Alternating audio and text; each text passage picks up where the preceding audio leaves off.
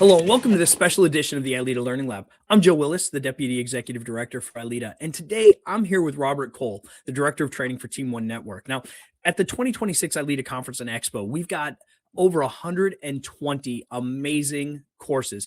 They are all instructor development oriented.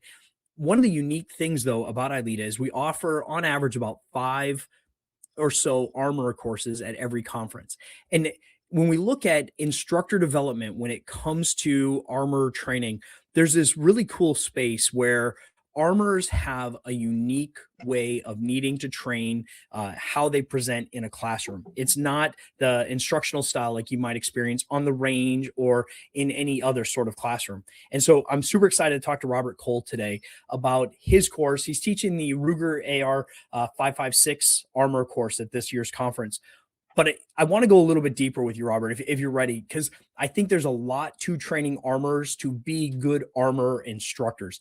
We always say it doesn't matter if it's breaching or if it's pick a topic. Just because you can do it well doesn't mean you can train it well. And so I want to talk to you about the unique requirements for becoming an outstanding armor instructor. And having seen you train, I genuinely believe you're one of them that we can learn from. So without any further ado, brother, over to you. Tell us, first of all, a little bit about what you're going to be doing at this year's conference, and then let's dive into how to become a great armor instructor. Okay. So this year, like you said, I'm teaching the Ruger AR556 Armors course. That is a Ruger's AR platform. The Armors course goes over field stripping, maintenance, care and cleaning, but also those armor level detailed inspections. It certifies people to be able to do their limited technical inspections and stuff on their firearms, certifying that, yes, this is a working firearm. And it's good to go out into service in the law enforcement world. We also do a lot of crime lab people that are very interested in this, or firearms instructors or subject matter experts. Because again, you get a very intimate understanding, not only how the parts all fit together, but how do they work together, what's happening within the gun, things that we don't always consider. And I mean, an AR platform, it's a gas gun. So there's a lot of weird things that can happen that you don't necessarily think of when you're watching that YouTube video on how to take apart a gas block. There's steps you're going to be missing that going to an in-person armors class like this really drives home for the students. I love it. Let's if you can pause with me here for a second, and let's talk about, you mentioned that forensics examiners, and I know you guys present at AFTI,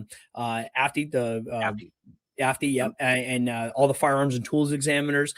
You present at ILEETA and ILEETA and places where firearms instructors go. Why is it important for trainers of those spaces to maybe attend an armor course?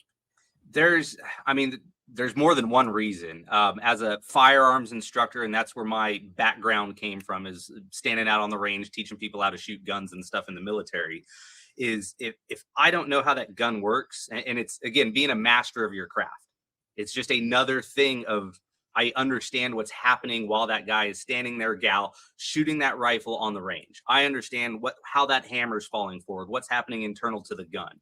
It makes you just more of a subject matter expert when you're teaching about guns and trigger pull and explaining how that hammer falls off of the sear. But the other big thing, especially in the law enforcement space or business space within this, is that, okay, guns break from time to time. Things go wrong with guns. There's issues with guns. Being an armor and having that level of understanding and troubleshooting, I can start to diagnose issues with firearms out there on the range in real time, as opposed to bringing it back to the department armor, handing them the gun and saying, hey, it wasn't shooting right. And then now that armor's got to figure it out from scratch. I can, out on the range, start to diagnose and understand what the problems are and how to fix them, even, or at least give my armors and the people back in the office a few steps ahead in the problem solving of getting the guns up and serviceable and maintaining them at that level. Yeah, I love it. And when we look at the bigger picture of instructing on a range, obviously the shooter is the biggest part of that system and the most variable part of the system. Ideally, the firearm is going to function pretty much the same every time. The target's going to function pretty much the same every time as it's designed. But those things fail too. And those things sometimes cause challenges. And so as we become a master of our craft, the primary system, the shooter, and we spend a lot of time learning how to diagnose and train and develop that shooter, but there's other systems involved in effective training, and those are the firearm itself and the firearms training environment, whether that's a shoot house or a flat range or whatever. There are components to that, and I'd love to have a conversation with you in the future about those other flat range and shoot house components. But for today, let's continue talking about that live fire, not the live fire, but the armor course perspective on this. And so you mentioned, Robert, that you didn't start in the armor space. You started off in the firearms instructor space and the tactical training space. And as a Marine Corps infantry sergeant, you kind of spent some time in that environment. So let's talk though about that transition from becoming a good firearms instructor to a good armor instructor, because they are not the same teaching methodology from what I understand. And I'm not an armor instructor, so I'm out of my depth here. They're not. When it comes to your presentation, just no matter how fancy or high speed or riveting your content is, if you deliver it poorly, it's boring. And again, I can have a super dry class, deliver it the right way, be excited, be animated in that classroom, get involvement with the students to make it fun and interesting and to maintain attention of your students. No different than out on the range or in the classroom teaching any other kind of topic. But with the armors classes, they're much more rigid as far as I can't dive off and really troubleshoot. I have a problem shooter, and using that as an example, not one fix is going to fix that problem shooter over and over for every other problem shooter. It's a unique fix for each individual person. And that's where, I mean, instructors, that's where we do our best work, is individualizing and tailoring those problem solvings for that individual student. In the armorers world, it's the total opposite. It's so simple and easy. It is very black and white, this step, then this step, then this step. How we do our armorers classes, we teach on behalf of the manufacturers. So when you're getting content in our armorers classes, or what you're hearing is we're reiterating what the manufacturers said. And yes, we work hand in hand with them, making our own suggestions to content and order of the manual and pictures used. But for the most part, it's pretty black and white. This is what you deliver. This is the order that you deliver it in. Now that transition, I honestly, I hate saying this on a recording too. I prefer to an armorers classes. I'm inside. It's climate controlled. You have to be very, very, very, very organized. OCD doesn't cut it. It needs to be CDO, because that's an alphabetical order. That do I have all my parts laid out the right way? Am I ready to support? I know I'm going to lose X amount of pins. So that it comes with experience. It comes with time. More importantly, it comes with mentorship from experienced armor instructors. And I think we don't do a whole lot of focus on instructor development when it comes to an armorers class. Maybe I'm a little spoiled just because of my mentors in this industry are a step above the average instructor in this world. But to really break down an armorers course as an instructor, it's fun and it's a challenge. But again, it's a simple class at the end of the day. Follow these steps. Yes, everyone puts their own little flair and spin, and I like to hold a punch like this or something like that. But really, we have it dialed in. And I'm fortunate enough to have fallen into Team One Network's situation with their armorers classes, where it was already very established how we do business, how we conduct our classes. And so again, I got a mentor under the greats of armor instruction, and pick apart and choose what I liked from Dave Brancato and the little sayings of what Gary Monreal likes to do in a class. And then the textbook's answer that I know Matt Mander can come up with off the top of his head, learning that stuff. I would say the biggest challenge, though, as an armor instructor to deliver an armorer's class is just the decades of experience. I'm fortunate enough, again, I've had a lot of great mentors. In my position, I've sat in on a lot of armorers courses before this to hear those random one-off questions. Well, what does a MIM part mean? And getting actually into the specifics of what metal injected molding happens and how they tolerance those things. And most students don't care, but there's always one who does. And they always, not that they want to snipe you usually, but again, there's always someone that knows more about the gun than you in the class. And I'd say that's probably most of our instructors even still tackle that every class. Yeah, I was gonna, that is not uncommon in any environment, but as you were explaining it just now, I think sometimes in an armor training environment, the student quite often, if you, I don't want to stereotype here. I want to be careful how I say this. I've been to an armor course mostly because I was there when one was going to happen and I knew the instructor. Otherwise, I don't have the attention to detail or the interest in doing it. In my experience with those who have been to armor courses are not generally your voluntold people.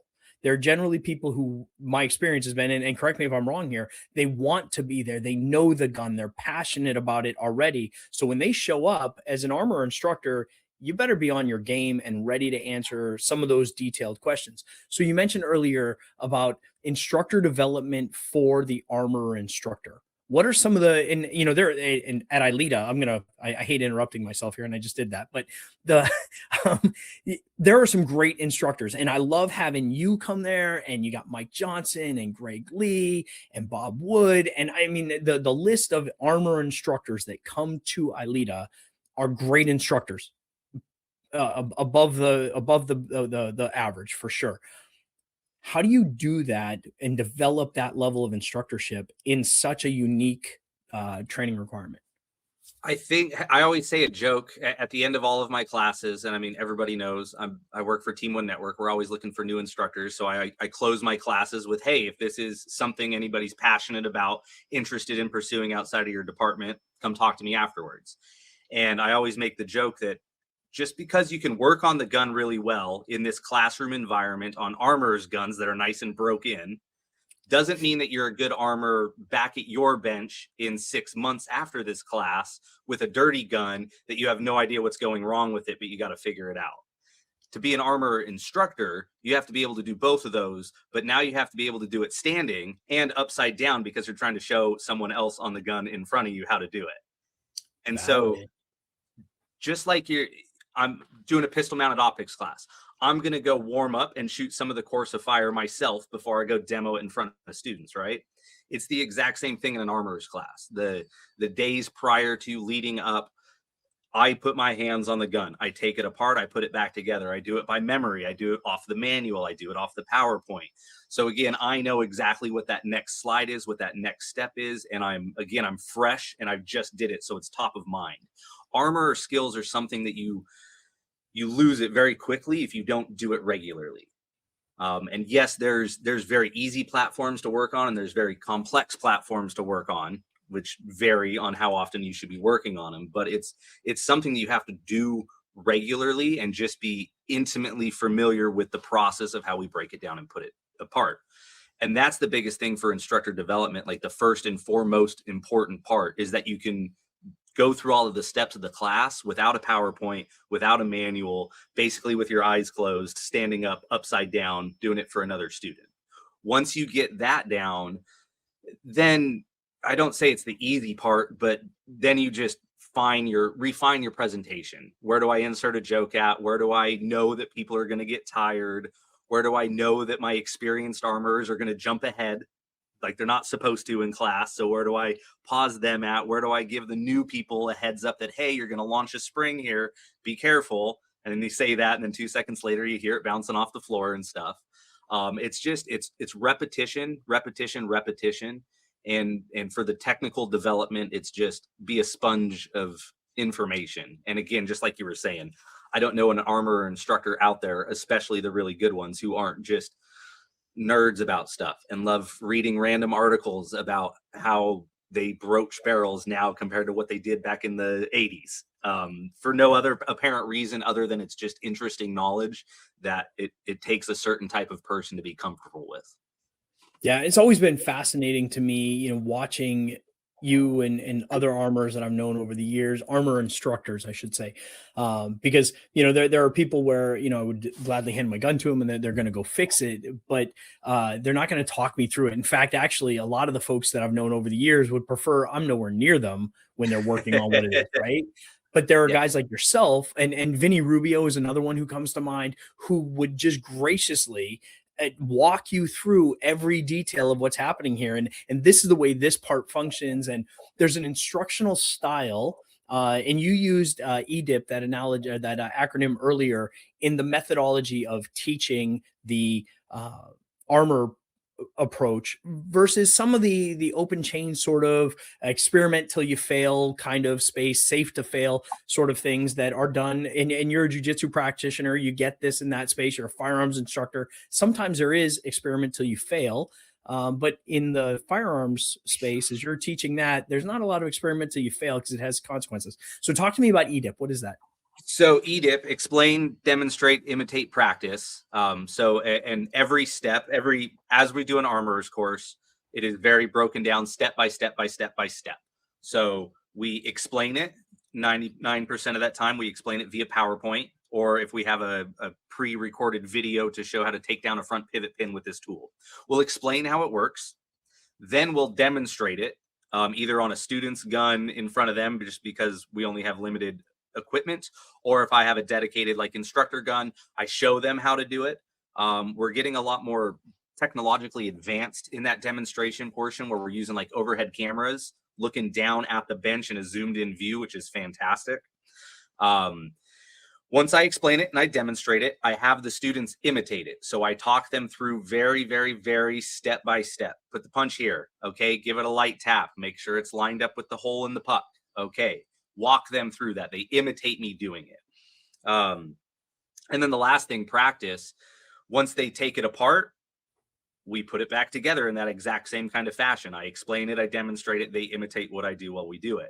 And then once we're done taking a part out, putting it back in, okay, now it's on you guys. Practice it yourselves. Take it apart, show me, I'll come look at it, and then put it back together.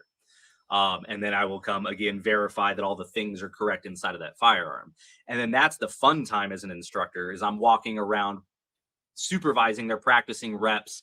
I'm catching little points here and there that I'm looking across the room. I'm giving people replacement parts, and just kind of juggling that through that practice phase until everyone's comfortable. Have you ever been challenged in a class, or like, so during that practice phase? Because that's the one point I see people being like, well, what if we did it this way? And kind of had one of those epiphany moments as an instructor where you're like, that is actually a pretty good idea. You ever had something like that happen? I don't want to say every class necessarily, but I make my class better every single time I do it. Largely because the instructor, the students, rather, the armor students. Absolutely. There's always, or your own experiments. I am by far not the smartest person in every room. I completely know that about myself. I always have something new to learn. You go to these armorers classes, and I've been in this space for about 10 years now. I have guys walking into my class that have 25, 30 years of armor experience. They were certified as an armorer before I was out of high school. And that's fantastic. 9 times out of 10, I have that conversation with them up front at the beginning of class, just like any good instructor. Get to know your students a little bit and who I'm teaching to. You identify those people that know what they're doing. You ask them not to skip ahead. And then you say, hey, if you have a better way of doing something that I'm not teaching or aware of, by all means, please add it into the class. For starters, it's just me being honest and upfront with them about just the reality of their knowledge base and my knowledge base. But it also brings in that really experienced guy into a class, because now they're, oh, okay, I'm going to show him my little trick, and he's going to pay attention. He's going to stay with the class, and he's going to buy in a little more. The new student that's never done it before, they're the easiest in these classes, because they don't know what they don't know. I got to explain how to hold a punch and use the right side of the hammer and things like that. You're talking about me right now. It's funny. And, I always, as I do my armorers class, and something I've been developing and getting better at doing, is I take for granted the experience level in the class. And I think we all do, especially at that, not the armorers is at the higher level, but you get into a lot more instructor, train the trainer kind of classes, and classes that are at ILEETA. That's a higher caliber of class than a basic in-service kind of a thing. Yeah. And I'm losing my train of thought partially on this too, but it's difficult to teach to that wide variety of student, really, at the end of the day. But how do I bring them together? And that's I think a big piece of being an armor instructor. Yeah, it's got to be fun, man. And I really, it's something. And I mean, I guess the same would be true for other practices or disciplines within law enforcement training that are so much more technical. There's a unique instructional style required to do it. At the end of the day, good instruction is good instruction. Like you said early on in this, is that it's all about how you present the material. You could have the most boring class ever, but you can turn the dials on how you inflect and where you insert jokes. And that becomes just that great experience of being a great instructor. Talk to me a little bit, and I don't want to dive too much more into other people's classes, but you are the director of training for a large training group, Team One Network, highly respected across the industry, and tremendous supporters. So first of all, on behalf of ILEETA and all of the members of ILEETA, thank you to Team One Network, you and John Meyer, the president and owner of Team One, for everything you've done for us over the years. In fact, John Meyer was a recipient of the Legacy Forge last year, which the inaugural Legacy Forge. And so tremendous group. Tell me a little bit, if you would, what else Team One has coming and who's representing Team One at our conference this year? So we got a big crew coming out this year. First off, we have Mike Johnson, who's teaching the Benelli Shotgun Instructor Workshop, a live fire shotgun class. And Mike is a savant with that shotgun. He is so much fun to watch shoot and to learn his little tips and tricks on how to run a shotgun the right way. He's also doing another armorer's class on the Benelli M series shotgun during ILEETA. We have Mark Succi coming out and doing a low light class. It's always an interesting class. We're always developing and coming out with the new latest and greatest. Streamlight with that class is always pushing new products. We get the brand new latest and greatest new flashlight technology out there, and so we're incorporating that, and again, new techniques on how to use it. We have Josh Lahaney doing a Beyond the Branches, so a simulator instructor course. It's a newer course for Team One Network in partnership with Milo, but it's not how to turn on the buttons and how to click next on a simulator, but how do I actually be a good active instructor? It's an instructor development class. We just utilize the simulator as that kind of medium or conduit of how we deliver. Yeah, it's going to be a busy ILEETA. We're definitely looking forward to it. It is by far one of the premier events that we go to every year. Every time I talk to anyone, I always kind of joke and say, you go to these conferences and stuff, and there's the happy hours and the social events, and they're kind of cheesy and kind of corny, and about 5 people show up and whatever. ILEETA is not that. Like, if you go to ILEETA, you got to go to all the stuff because it is so worth it going to that conference. So it's always an honor. We love ILEETA. We're here for ILEETA. We'll be back again next year. I'm excited for 2027 already. Already, right? Yeah, I got your email. I'm on your distro list, and I got the email the other day about see us at ILEETA or something like that, or Team One at ILEETA, and it was pretty cool, like, to kind of see. The thing is that from I'm part of the selection committee, obviously, for who gets selected to present at ILEETA, and in full transparency, I've got a long-standing history and relationship with Team One. I absolutely love that organization, but it didn't even click with me until I saw that these are Team One instructors. It was Josh Lahaney's class. He's a lieutenant, I believe, right, out of East Coast of Florida. He keeps getting promoted and shifted around. I believe he's a lieutenant out of Palm Beach Sheriff's Office, though. Yeah, and so I mean, at the end of the day, but his class on AI, not AI, but VR, and looking at it differently was what got him selected. And actually, if you can join me in this, Josh, I'm calling you out, brother. I want you to come on this show and talk to us about that class, because I think this is part of an evolving conversation. And Robert, I know you've kind of been involved in that conversation to some extent as well. This synthetic training environment is the future. And there's a really unique piece of where the real world meets the virtual world to be pushed back out into the real world. And a lot's happening in that space. And if you're not involved in it right now, you will be eventually, or you won't be in training. And some of the stuff that I saw coming out at SHOT Show that we're again working on adding into our curriculums, the augmented reality. Yes. That is doing stuff with like inside shoot houses or even schools where we can get on the real property during summertime, but augment the reality of different role players and stuff that are based off of AI learning, like the stuff that Doc Davis is dealing with nowadays. it's crazy to see where it's going, and I'm excited because it is absolutely the future. And get on board. 100%. Yeah. And I mean, even, Mark Succi's class with that low light back a long time ago when I was an instructor with Team One, I still, instruct once in a while, but got to teach that class at ILEETA. And to see how it's evolved, the low light instructor development has evolved since I think I taught it back in like 2017-ish, 2018. And now where you taught it since in between there, and then Mark's taught it a couple of times, it evolves every time, which is one of those things that, when you look at the concept of holding a flashlight and using it tactically, one would think, who isn't in our space, and whether that's a member of the profession who's working day in and day out or an instructor in this area, dude, hold a flashlight. Well, if you ever held a flashlight for your dad as a kid, it's not as easy as it sounds all the time.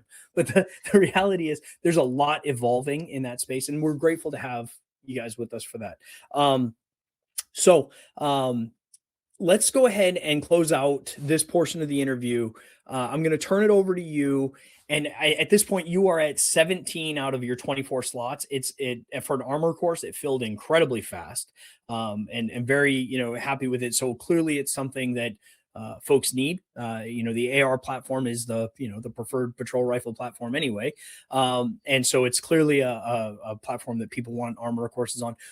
But for those who are saying, whether or not it's worth spending an 8-hour day doing an armor course at an instructor conference, what would you tell them? Because it's not for everybody. Don't just jump into it because you want to be an armorer. If there are great instructor courses, go to those. But if you've got a day and this is one of the courses available to you, why, what's in it? What are they going to walk out with? To start with, I can't reiterate that enough. And talking to some new attendees for ILEETA this year, trying to mentor them on some course selection, is there are very unique, hard classes to get into that you can find them elsewhere, but they're fewer and further between. And ILEETA is that opportunity to get some of those unique classes that, again, are hard to find around the country, and some of these lecturers. But if you do have a free day, and it's something that you're interested in, curious about, want to see if it's your cup of tea to be an armor, or also this is a give back to your department as well, you're going to walk away with the class with a Ruger recognized factory certificate to be an armor on the AR556 platform, which is a mil-spec AR, identical to most others when it comes to how the mechanics of the gun work. It's the AR platform is the AR platform.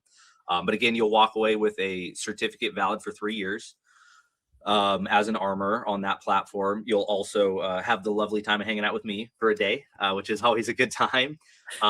But again, if you're that firearms instructor, you don't really know what else to do, I have a free day.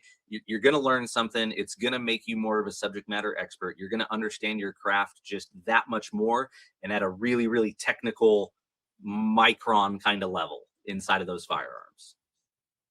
Awesome. And I said you're at 17 with the rate you're filling at by the time this airs sometime late next week or early the week after.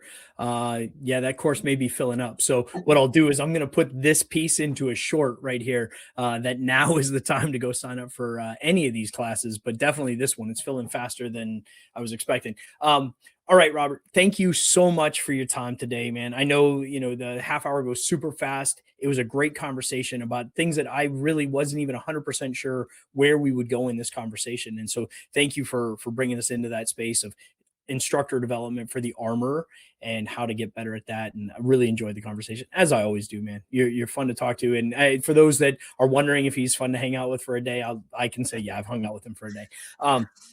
All right. Any last words? I'm going to kick it over to you, and then I've got a couple of follow-up questions for you afterwards. Over to you for the last words. Yeah, absolutely. Thank you for having me on. I cannot wait for this year's ILEETA. It is going to be a great conference. I am stoked.